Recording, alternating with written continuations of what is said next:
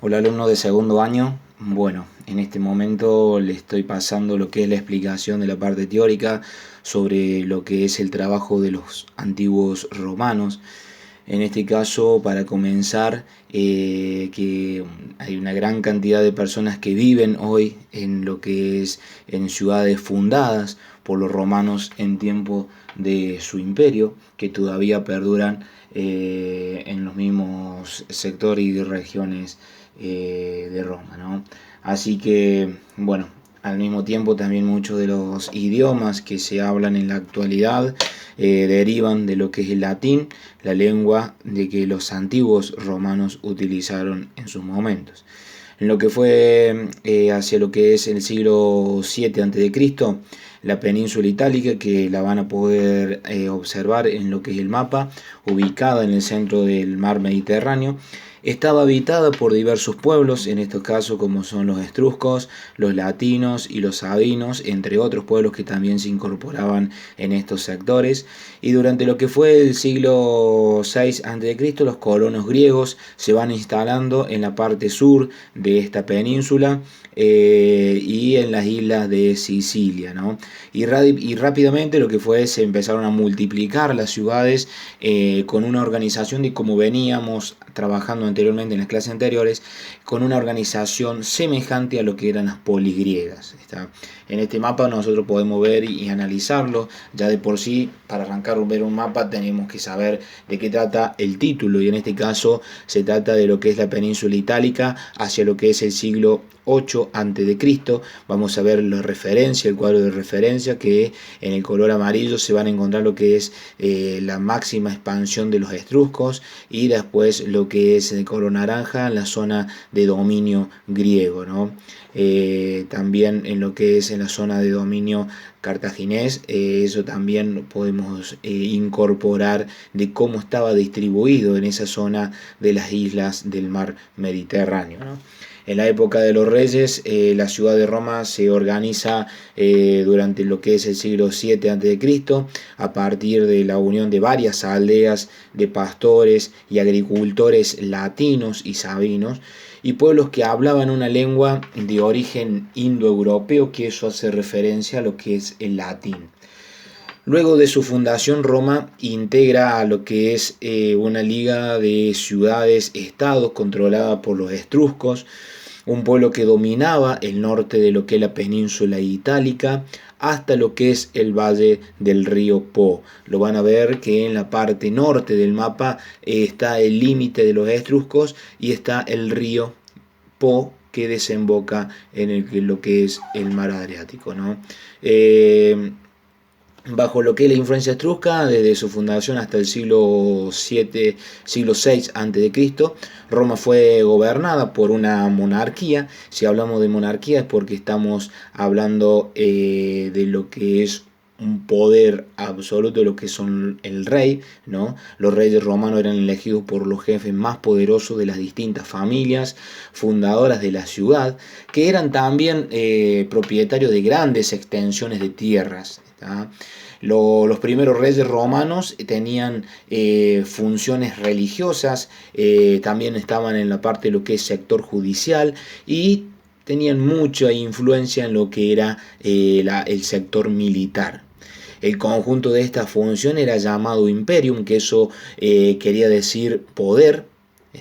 En la segunda mitad del siglo 8 a.C., los reyes pasaron a cumplir solo funciones religiosas nada más, y la autoridad política quedó en manos de el Senado. Un grupo, un consejo integrado por los grandes propietarios de tierra. Es de por sí ya decir que el Senado ya era conformado por personas de alto poder y de mucha riqueza.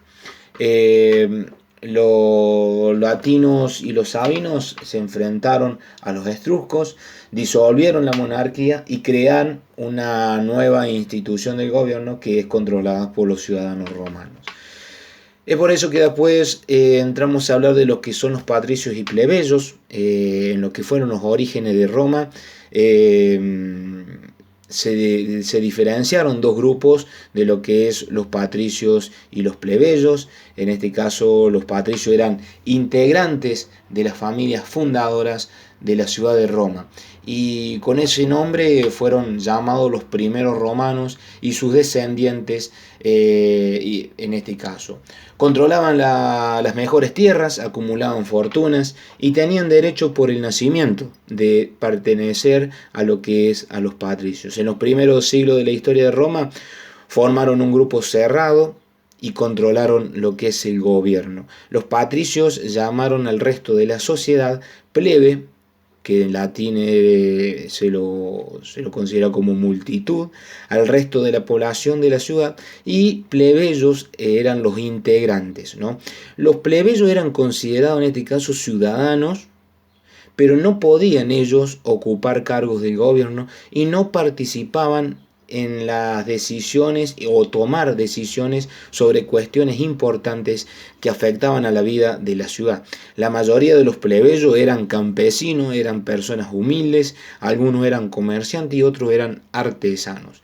En este caso, abro paréntesis en este momento y entramos a hablar en estos textos que veníamos analizando de las clases, y nos enfocamos que hablamos sobre el origen de Roma, sobre la creación de Roma, pero hay una parte de las actividades que estuvimos trabajando y que ustedes tenían que averiguar sobre lo que es la leyenda, una de las leyendas más importantes que se tiene en cuenta sobre Rómulo y Remo, ¿no? Historia que hasta el día de hoy perdura en las personas y en los ciudadanos de la actualidad de Roma. En este caso, la fundación de Roma, según la leyenda, los gemelos Rómulo y Remo, hijos del dios Marte y de una mortal, fueron abandonados a orillas del río Tíber.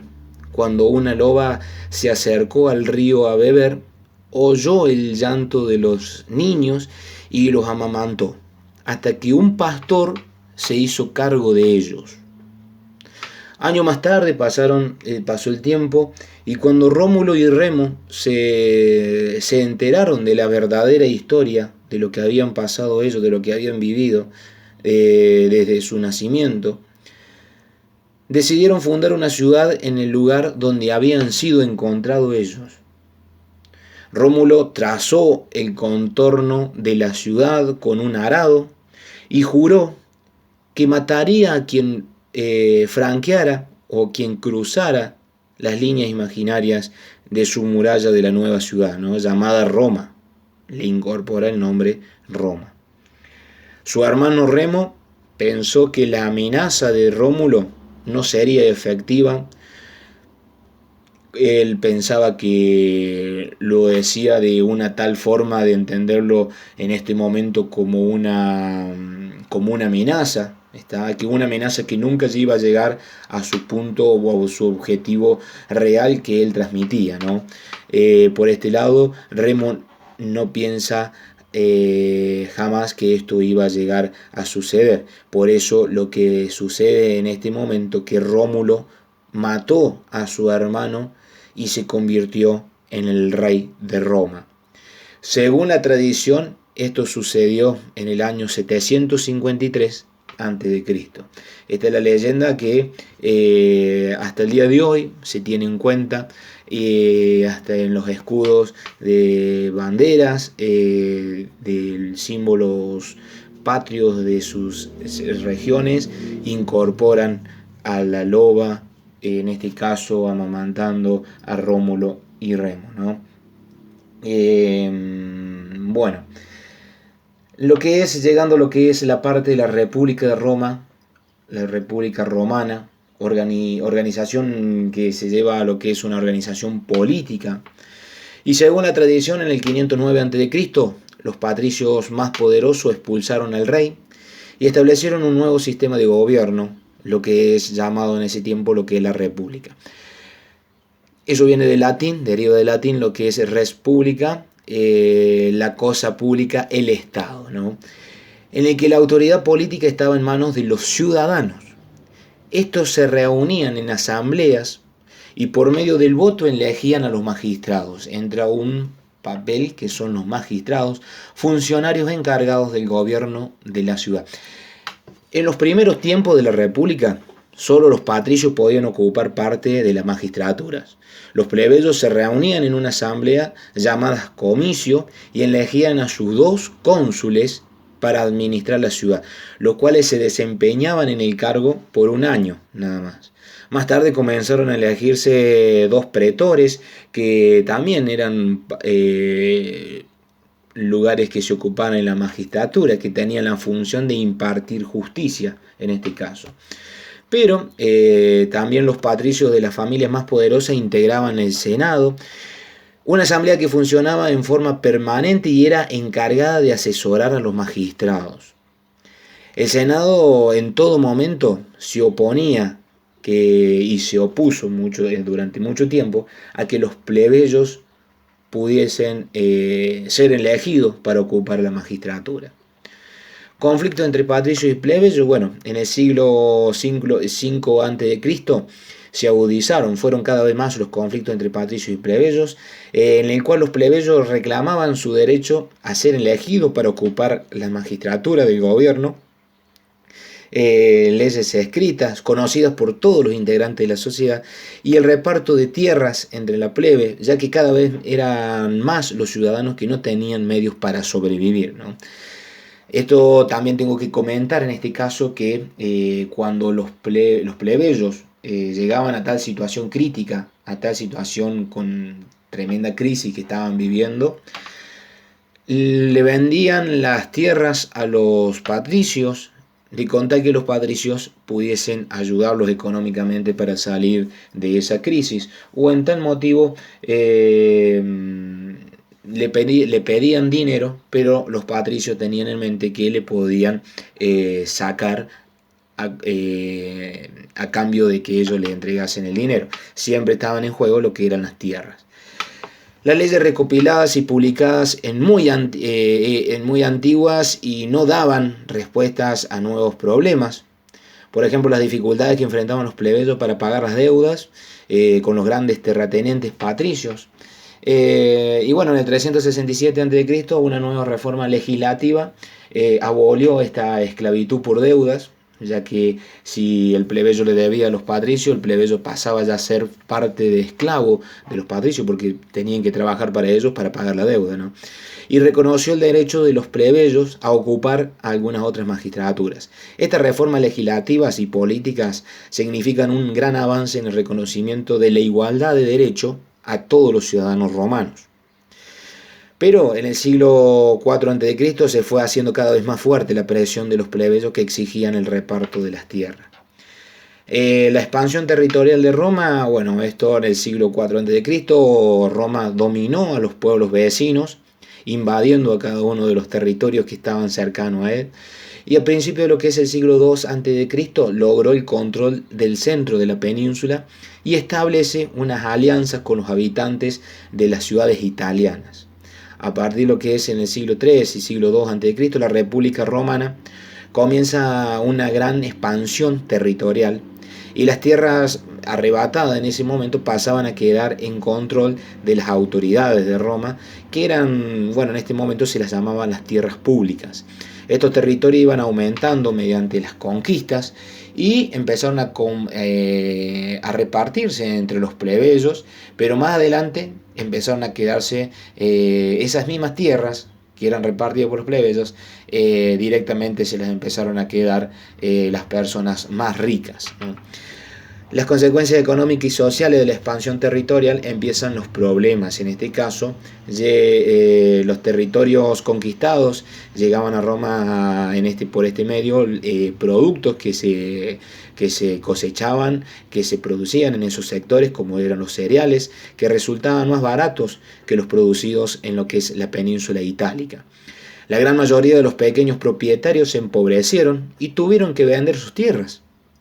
Gran cantidad de prisioneros de guerra convertidos en esclavos en ese momento comenzaron a ser utilizados para lo que es el trabajo en las grandes explotaciones agropecuarias. Pero esto tiene una contra, ¿no?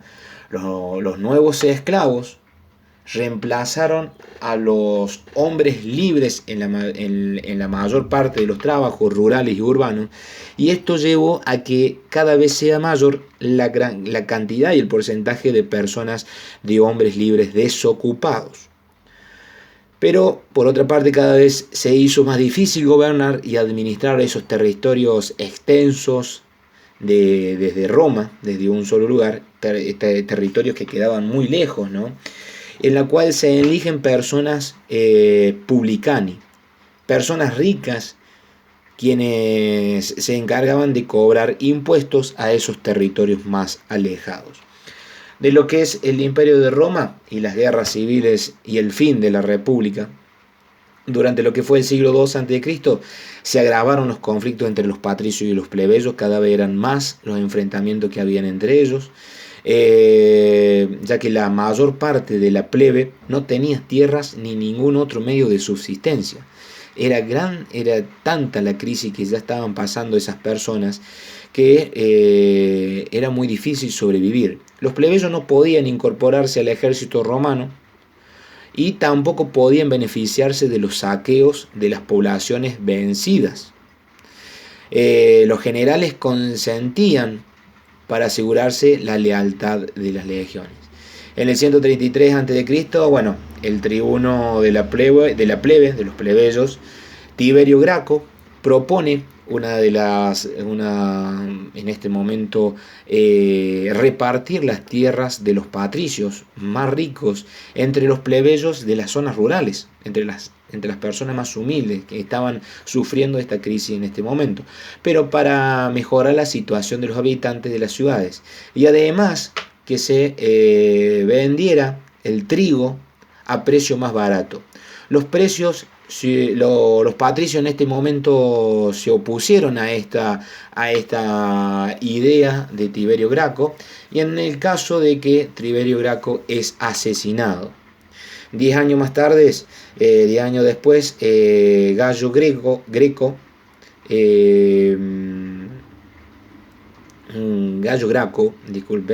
propone los mismos objetivos y también es asesinado. Es entonces cuando comienza a surgir los enfrentamientos entre lo que el partido del Senado, que defendía los intereses de los patricios, y el Partido Popular, que defendía en este caso a los plebeyos. Los jefes de estos dos partidos fueron generales del ejército que en ese momento se aprovechaban del momento de aumentar su poder y ejercer su autoridad hacia el resto de la sociedad, ¿no?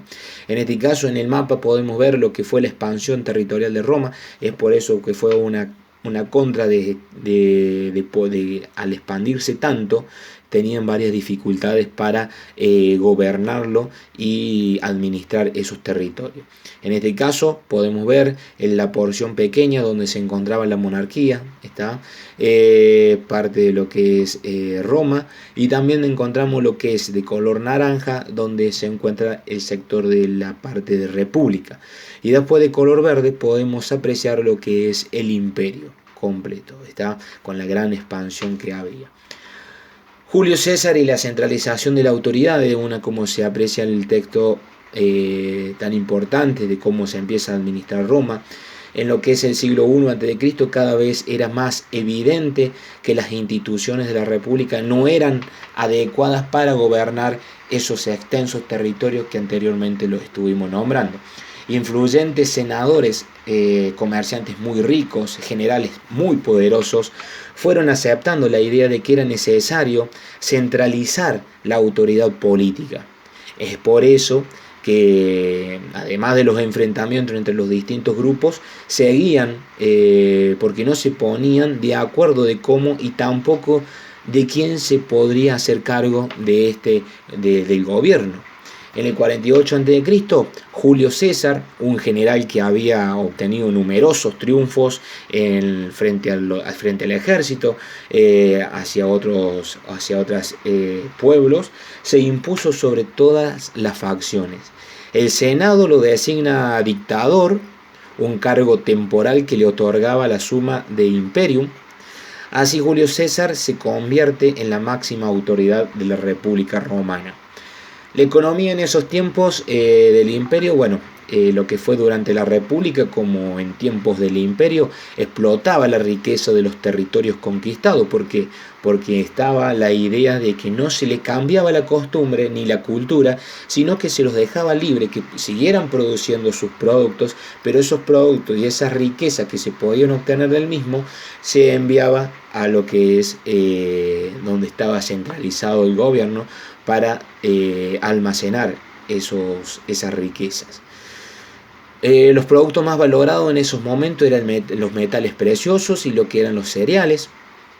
En torno a lo que es el Mediterráneo se intensificó el comercio, la construcción de barcos y se vio favorecido por un sistema monetario unificado, en lo que es que en todo el imperio solo circulaba un solo tipo de moneda, que era la moneda romana, especialmente el denario de plata, lo cual facilitaba lo que es el intercambio. Desde los territorios de las provincias orientales llegaban a la capital y a las provincias occidentales productos muy valiosos como son las telas de seda, las obras de arte y los perfumes. Y ya llegando a lo que es la parte del origen del cristianismo, Palestina, pueblo conocido como también Judea, fue conquistado por los romanos e incorporado también a lo que es el imperio como una provincia. Los romanos llamaban judíos a los habitantes de estas tierras y los judíos eran monoteístas, es decir, creían en su Dios, en uno solo que era Yahvé, y también tenían esa creencia que les enviaría Yahvé un Mesías Salvador, y imaginaban a este enviado como un poderoso rey que los libraría en ese momento de los romanos y los convertiría en un pueblo independiente. Durante el reinado del emperador Tiberio, alrededor de lo que es el 30 después de Cristo en Palestina, un profeta, ya lo que es conocido y llamado en ese momento Jesús, comenzó a predicar una doctrina que se apartaba de las tradiciones judías. Se presentaba como hijo de Dios, enviado para salvar a su pueblo. Las autoridades judías se sintieron amenazadas y pidieron ayuda a los gobernantes romanos para condenar y ejecutar en este momento a esta persona que se lo consideraba rebelde. Rebelde por tal sentido que tenía otros ideales, sería otro punto de vista que iba en contra de lo que eran las autoridades judías en ese momento. Tras la muerte de Jesús, ocurrida en el 33 después de Cristo, sus seguidores difundieron la noticia de que había resucitado, y eso marca uno de los grandes conflictos entre ellos, de lo que es que empezaron a predicar las personas que habían seguido esos ideales, las enseñanzas de Jesucristo, y las mismas autoridades judías en ese momento es como que se le vino el mundo abajo, ¿no? Pablo Tarso, judío de cultura griega, ciudadano romano, comenzó a difundir lo que es la doctrina de Jesús entre todos los habitantes del imperio. La crisis del imperio romano, más adelante lo que es la crisis del siglo II después de Cristo, fue una serie de transformaciones que afectaron la vida de las ciudades localizadas en las provincias occidentales, donde estaba Roma, y la organización del imperio comenzó a cambiar. El comercio decae por diferentes motivos, pero uno de los más importantes fue la disminución de la cantidad de monedas que circulaban, ¿no?, y que se acumularon en las provincias orientales. Esto se debía a que las provincias occidentales compraban muchos productos que los que vendían. Se importaba mucho y se exportaba poco. En las ciudades continuaron residiendo los magistrados, que ejercían justicias en nombre del emperador y recaudaban también impuestos cada vez que se enriquecían ellos también, en este caso. A lo largo del siglo III, la autoridad de los magistrados fue disminuyendo, en tanto que el poder de los jefes militares provinciales y locales aumentaban cada vez más. Al mismo tiempo, la progresiva difusión del cristianismo que va debilitando la religión oficial que se tenía y rito que se proponía asegurar la obediencia al emperador. La anarquía militar en estos momentos ya era cada vez mayor. En este caso, la mayor parte de las legiones estaban en las fronteras, lejos de Roma y de la autoridad directa del emperador. Y con el paso del tiempo, los generales que comandaban las legiones fueron tornándose cada vez más poderosos e independientes, en el cual empiezan a enfrentarse entre ellos mismos y disputando que lo más importante, que era el trono imperial. La figura del emperador perdió el respeto de la mayoría, perdió lo que es que obedezcan a él, a la autoridad, y la autoridad romana sobre las poblaciones de la provincia se empieza a debilitar. Lo que es la caída del Imperio Romano de Occidente, bueno, esto tiene que ver con lo que es la influencia de los pueblos bárbaros. Más allá de los límites del imperio vivían pueblos que los romanos consideraban bárbaros, que esto hemos estado trabajando en las clases anteriores, de por qué se los consideraban bárbaros. Entre ellos se destacaban los germanos y los godos.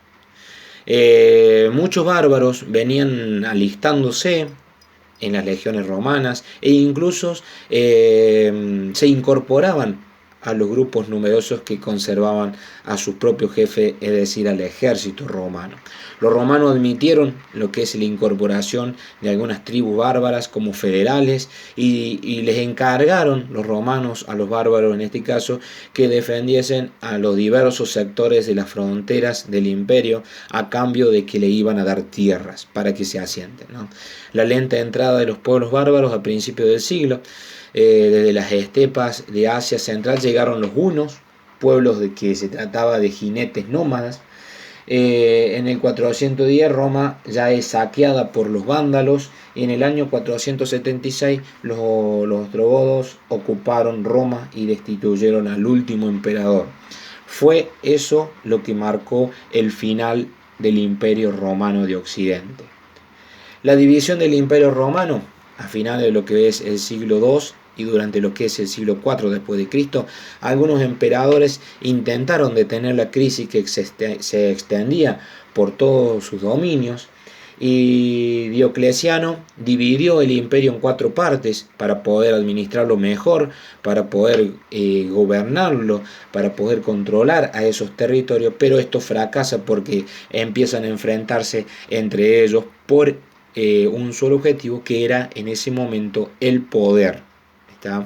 A principio de lo que es el siglo IV, Constantino unificó bajo su poder todo el territorio y centralizó la autoridad política en su persona, despojando de sus funciones al Senado y las antiguas magistraturas, que eso ya lo habían incorporado de sus orígenes. Las decisiones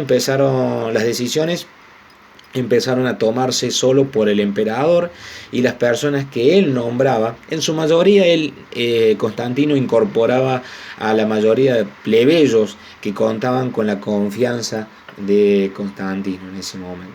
Se divide en este caso, como lo podemos ver en la imagen, el imperio de Occidente, en la parte oeste de lo que es el territorio y el mar Mediterráneo, y después tenemos en la parte dividido por un límite de línea de punto color rojo hacia lo que es el este, por eso se lo nombra en ese sector Constantinopla, que viene de Constantino, y eso se lo denomina como el Imperio de Oriente. ¿Está?